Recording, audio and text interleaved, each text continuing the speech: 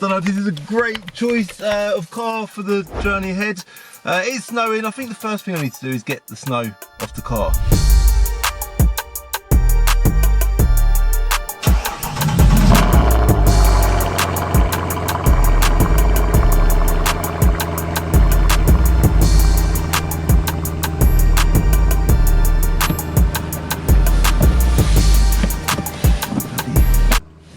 Everywhere, man. So yeah, today's video is basically the diary of a car trader during lockdown. I've recently bought a high mileage Porsche 911. I'll show you that today. I also bought at the weekend, today's Monday, the weekend just gone, I bought an E46 M3 which I actually haven't seen yet. Ashley from ARB Recovery went and got it from Scotland for me, and I've just noticed that the C63 fuel light is on, so first job is going to be getting fuel in this car. Yeah, this is going to be a right laugh, trying to get this car to work. Like, I couldn't even get out of my road. Like, it's a bloody nightmare, man.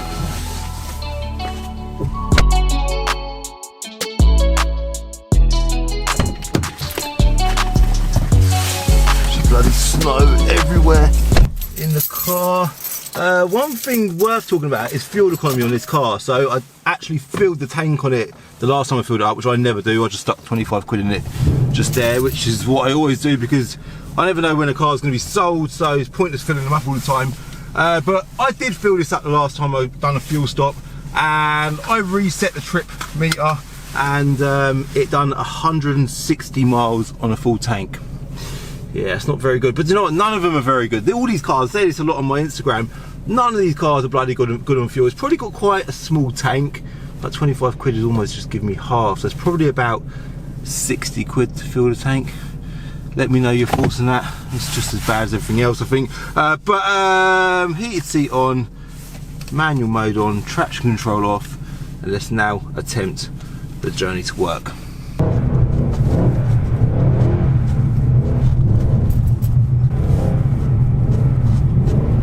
The key with driving in the snow is you just got to keep rolling, ain't you?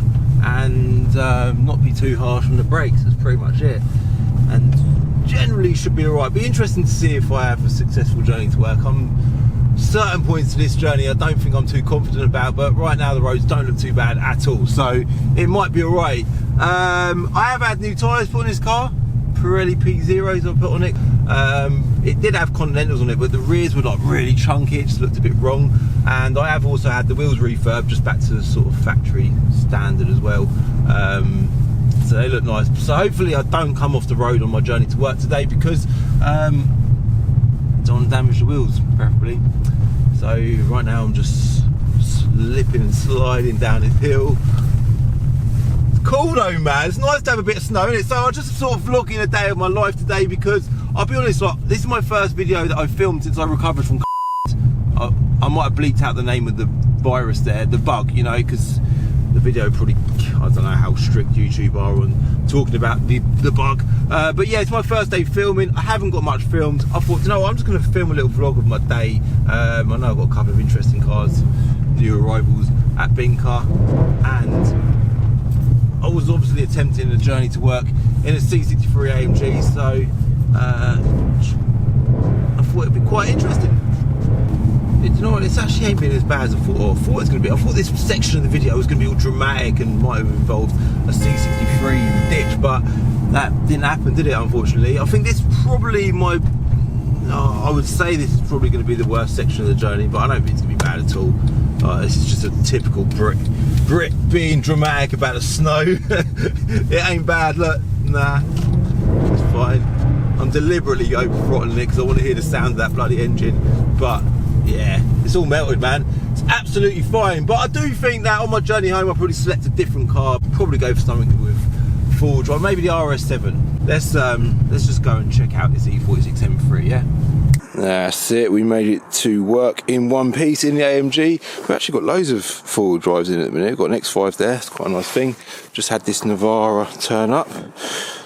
We've just got photos of it, got to get that on the net. GTR 750 brake, I think, hybrid turbos. That's a nice thing. A45, obviously you see that in the video when I bought that.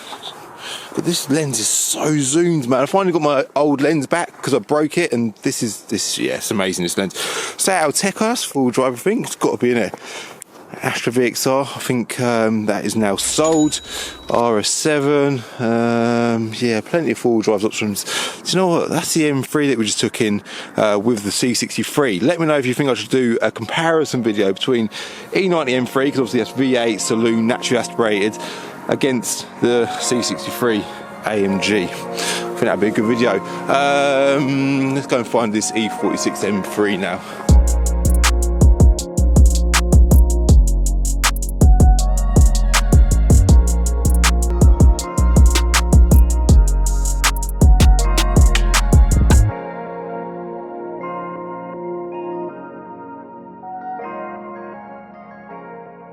I'm so happy to have this lens back. It is so much better. But yeah, silver coupe E46 M3. It's actually an 06 plate, which is obviously a really late reg. That plate that's on it there is a private reg that's coming off, that didn't come with the car. It's got 19-inch wheels, which was obviously a nice option. And what else can I say about it? Obviously 06 is a facelift car, so it's got the LED rear lights on the inside. Black leather interiors, very safe bet of a car. Manual gearbox, obviously 6-speed manual, they all come with that. Unless you went for an SMG, of course, which only has 2 pedals. This car has 3. And what else was I going to say? Cup holders, that was a nice option. Does need a clean, as you can see. But what's that all about, man? Born by Clark's getting my car dirty. Doesn't have sat nav, but it does have heated seats. So yeah, nice car. It's done 100 and... let's have a look. Let's have a look at the mileage.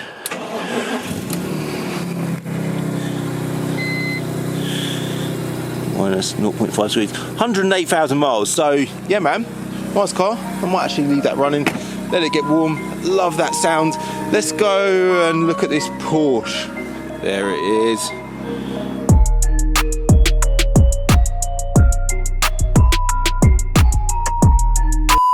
You know what, let me just stop the cinematics there a sec, because obviously the car is covered in snow and you can't see much. So what I'll do is I'll get it warmed up, get some snow off of it, put it out of the yard, shift some of these cars because they're all in the way. And firstly, you'll be able to see it better, and secondly, we can go for a little drive in it, yeah?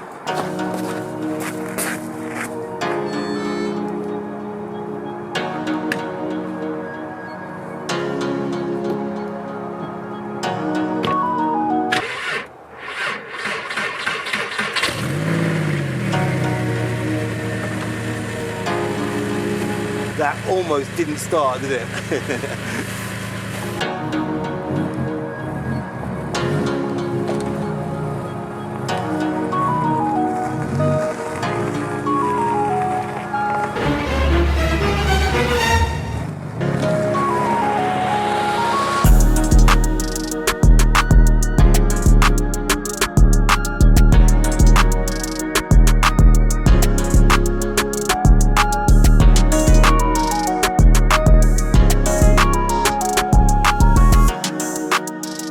There we go, it looks a lot better, doesn't it? It got rid of, well, nearly all of the snow, most of the snow anyway. But you can see the headlights, see a few more features on the car, and one feature that you probably can clearly see is all them stone chips on the front bumper. Look at that. So it is a black car, obviously 52 plate, 2003, with tan interior. I suppose the subject to this video, or the main sort of highlighting factor with this car, is the mileage, right? So those that follow me on Instagram will already know what the mileage is, and it will explain why it is pebble dash so bad on the front end there. Obviously black's not the most forgiving colour in general, but I suppose any car with this amount of miles would have a fair few stone chips on the front. It's done 173,000 miles, and in fairness, like, bar the stone chips on the front, the interior is actually in really good nick. Bit of wear on the seat there, but that ain't definitely any worse than I thought it would be. It's tan interior, like I just said. Steering wheel's pretty good. It all looks sort of reasonably well worn. Bit of wear on the gear knob there, and then I noticed on the outer side of the handbrake handle, it's quite worn there as well. But other than that, it's pretty good, man. Bodywork, aside from the stone chips, is really tidy. Obviously, you can't see it too well at the minute, we're covered in snow. Pirelli's all round they look really good, and it's just a traditional Porsche Carrera body shape, narrow body. The 4S was the wide body, obviously the turbos were a wide body as well, but you know what, still got curves in it. So let's jump in it and go for a drive, yeah? Oh, it is nice in here, man. Like, Porsche is such a good brand, isn't it? Like Alcantara roof lining, probably not my choice of colour on the interior, but it all looks very good, and it looks quite modern for its age. Digital climate control, which we'll be getting some use in just a second. Batteries just borderline, might stick a new battery on it. Let's turn that radio down. Even like the sat nav unit, even the fact that it's got sat nav, that's pretty good, but that all looks quite modern for its time. The rear seats, yeah, they don't look too clever, do they? But I suppose it's storage space, isn't it? If you want to look at it like that. Glove box, it all just works really well. Everything just feels so solid in a Porsche, even the way it clicks into gear. Now, I have, what's that trying to tell me? Seatbelt. I have actually driven this car already, and well, you'll see in a sec what my opinion is on how it drives. We've got loads of snow on the ground, and even all the switches, it's all nice. There is a bit of wear in it, but we're not currently talking about the wear. I'm just talking about the quality of Porsche as a brand. So handbrake off. Look, even the way that, even that click, such a satisfying click that is, man. Rev counter in the middle, as with every Porsche on the road. Love that. What else we've got going on? You can check the oil level on the dash. No messages. This is all very interesting, isn't it? Return. Definitely quite a modern thing for its age. Just turn that heating down because it's boiling hot in here. Traction control could do with being off because we're going to have a right laugh in a sec. Let's get that off. There. Yep. That's it. Nice. Do I look alright? Do I look in shot? I reckon that's alright, isn't it? Mate. I am a little bit cramped in it, like in comparison to the C63 anyway, because I suppose it's a smaller car. Had to be done, got to do a bit of sideways action at night. Love a rear-wheel drive car, and I know, like I say it all the time tonight, in these conditions they are a bit of a nightmare, but you can see, if you've seen it for yourself, it weren't too much of a drama getting to work today in a rear-wheel drive car. It's just nice to have a bit of fun, isn't it? So now I've got the option to go left, which is like the safer option. The roads are probably nice and clear in that direction, or go right, and I might, do you know what? Yeah, I'm gonna go right.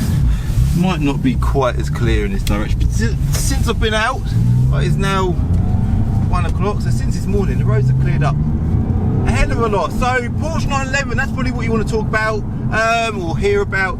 I don't know how I've titled this video. I don't know if I've titled it as like a day in the life of Calvin's Car Diary, or a day in the life of Car Trader, or have I focused it around the high mileage Porsche? Probably the high mileage Porsche, but we'll see. 173,000 miles. My expectation of this car as it arrived was, I thought this is going to be a banger, man. This is actually going to be an absolute piece of shit. It's done a lot of miles. I don't think I've ever had a Porsche with this many miles. They're not generally the type of car that have high mileage. Generally they're just cherished and loved and barely used, maybe at the weekends. So it's quite rare to see one with this mileage. One thing I haven't said is it's got an absolute stack of history, which is really nice to see. It's had loads of maintenance done. I kind of expected that the clutch would slip, but there is no, you've got no hope of making this clutch slip. It's just absolutely solid, and I think that's the point with this car.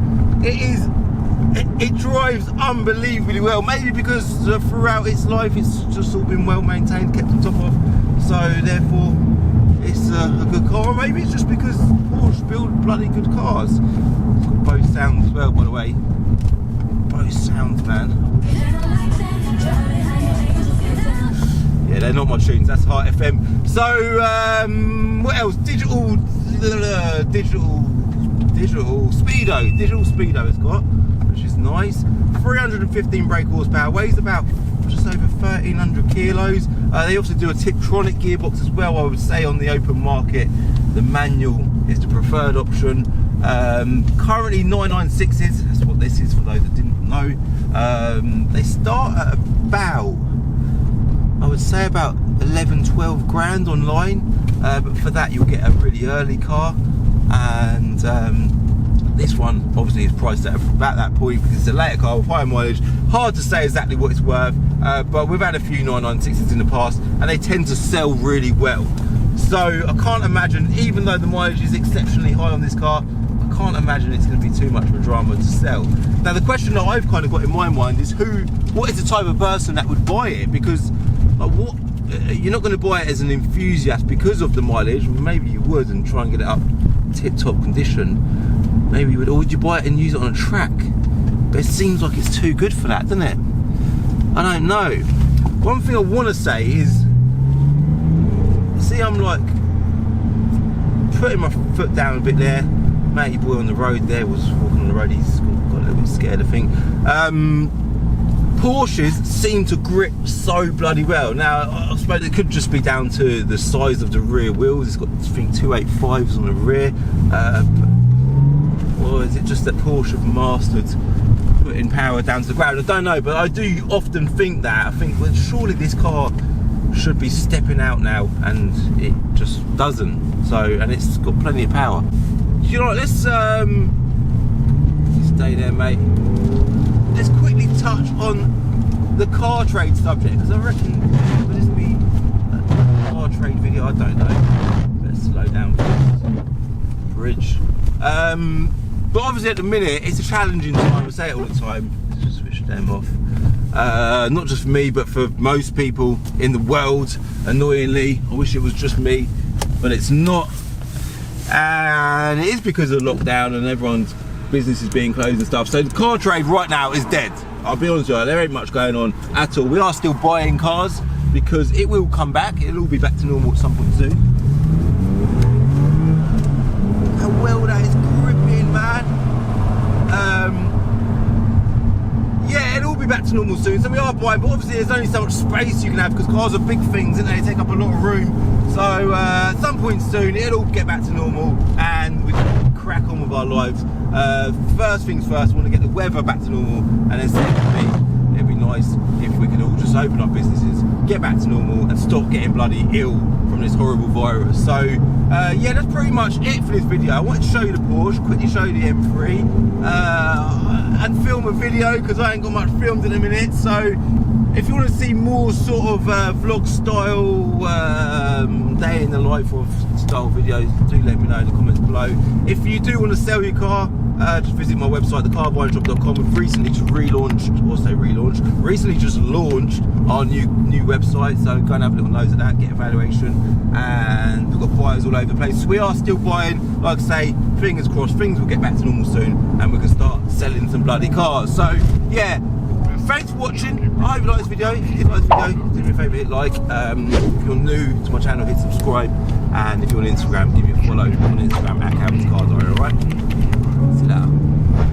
In the next episode of Diary of a Car Trader, do you know what? Before one of them sold, I thought I'd better get this video filmed. I've done a comparison video between my C63 AMG and my V8 E90 BMW M3 Saloon.